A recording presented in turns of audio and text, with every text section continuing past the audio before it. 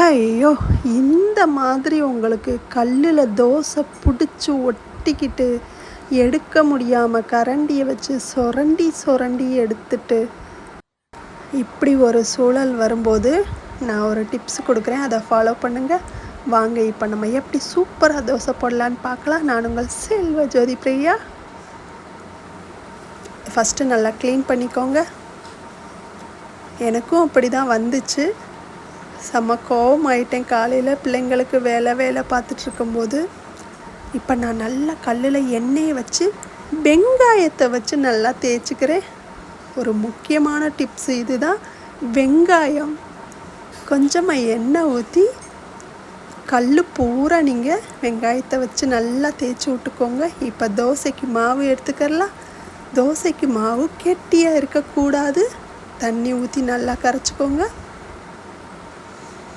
அப்போ தான் மொறு மொறுன்னு வரும் தோசை. தண்ணி ஊற்றி கலந்துக்கோங்க. இப்போ நல்லாவே கலந்தாச்சு. வாங்க எப்படி சூப்பராக தோசை ஊற்றலான்னு பார்க்கலாம். இப்போ கல்லும் நல்லாவே காஞ்சிருச்சு. கல் நல்லா சூடானதுக்கு பிறகு தான் நீங்கள் தோசை ஊற்றணும். ரெண்டாவது டிப்ஸு. இல்லைன்னா உங்களுக்கு அந்த மாதிரி தோசை பிடிச்சிக்கும், ஒட்டிக்கும். அதனால் கல் சூடான பிறகு மாவை ஊற்றுங்க. இப்போ பாருங்கள், நான் எண்ணெய் ஊற்றாமலே உங்களுக்கு தோசை எவ்வளோ அழகாக வருதுன்னு காட்டுறேன். காரணம் வெங்காயம். பாருங்கள், சூப்பராக ஓரத்தில் கூட அப்படியே தோசை கல்லிலேருந்து பிரிஞ்சு வந்துடும். இந்த மாதிரி நீங்கள் போட்டு பாருங்கள், அவ்வளோதாங்க. ஒட்டவே ஒட்டாது. கல்லில் தோசை ஒட்டாது. உங்களுக்கு சூப்பராக தோசை போட்டு முடிச்சாச்சு. அழகாக இந்த மாதிரி நீங்கள் வரிசையாக தோசை எவ்வளோ தோசை வேணால் போடலாம். ஒருவேளை உங்களுக்கு நடுவில் அப்படி பிடிச்ச மாதிரி தோணுச்சுன்னா மறுபடியும் நீங்கள் வெங்காயத்தை நல்லா தேய்ச்சி விடுங்க. இப்போ நான் ரெண்டாவது தோசையும் போட்டு காட்டுறேன். நல்லா பாருங்கள், நான் எண்ணெய் ஊற்றலை. எண்ணெய் எங்கள் வீட்டில் பெரியவங்களும் இருக்காங்க. எண்ணெய் ஊற்றி நான் போடவே மாட்டேன். குழந்தைங்களுக்கு மட்டும் நெய் எண்ணெய் எதை நான் சேர்த்துக்கிருவேன். பெரியவங்களுக்கு ஹஸ்பண்டுக்கெலாம் எண்ணெய் ஊற்ற மாட்டேன். நீங்களும் இந்த மாதிரி ட்ரை பண்ணி பாருங்கள். அப்படியே லைவாகவே உங்களுக்கு காட்டிகிட்டு இருக்கேன். ஏன்னா நான் கட் பண்ணிட்டேன்னா நான் எண்ணெய் ஊற்றிட்டேனோன்னு நினைப்பீங்கள்ல. பாருங்கள், நெய் இருக்குது. எங்கள் குழந்தைங்களுக்கு ஊற்றுறதுக்கு நான் ஊற்றலை. பாருங்கள், தோசை நல்லா ஓரத்துலலாம் கொஞ்சம் செவக்க வந்துடும். செவந்துருச்சு பாருங்கள். கடன்னு செவந்துடும். டக்குன்னு எடுக்கணும். இது ஒரு பெரிய வேலை. தோசை போடுறது அவ்வளோ ஈஸி கிடையாது.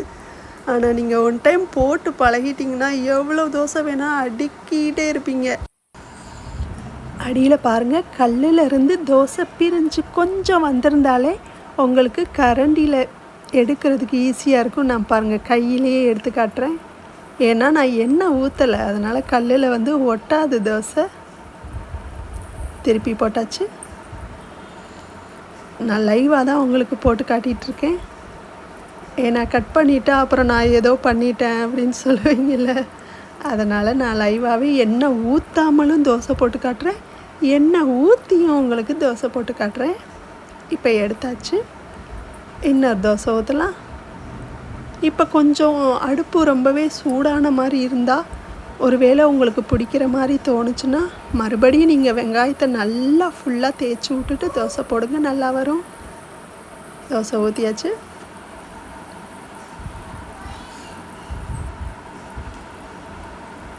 செவந்துருச்சு பாருங்கள்.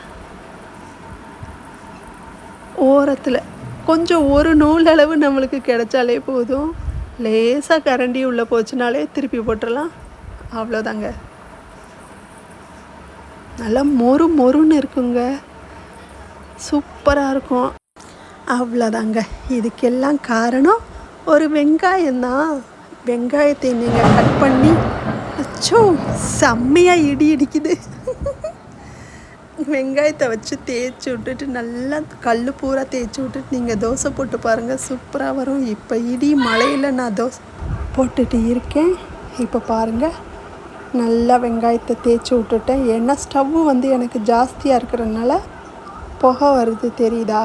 அதனால் நான் வெங்காயத்தை நல்லா தேய்ச்சிட்டு தோசை ஊற்றிக்கிறேன். இப்போ இந்த தோசையில் நான் உங்களுக்கு எண்ணெய் ஊற்றியும் போட்டு காட்டுறேன். பாருங்க, எண்ணெய் இல்லை, நெய். என் பிள்ளைங்களுக்காக நான் தோசை போட்டுட்ருக்கேன் இப்போது. ஸோ கொஞ்சமாக நெய் விட்டுக்கிறேன். நல்லாவே செவந்துருச்சு. அப்படியே வச்சுருக்கேன் பாருங்கள். லைவ்லேயே உங்களுக்கு நான் தோசை போட்டு காட்டிகிட்ருக்கேன். இப்போ பாருங்கள்,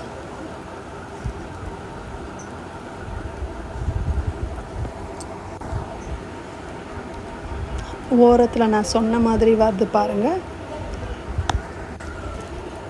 கல்லிருந்து தோசை பிரிஞ்சு வருது பாருங்கள். இந்த நேரத்தில் நம்ம கரண்டியை வச்சு தோசையை திருப்பி போட்டுக்கரலாம்.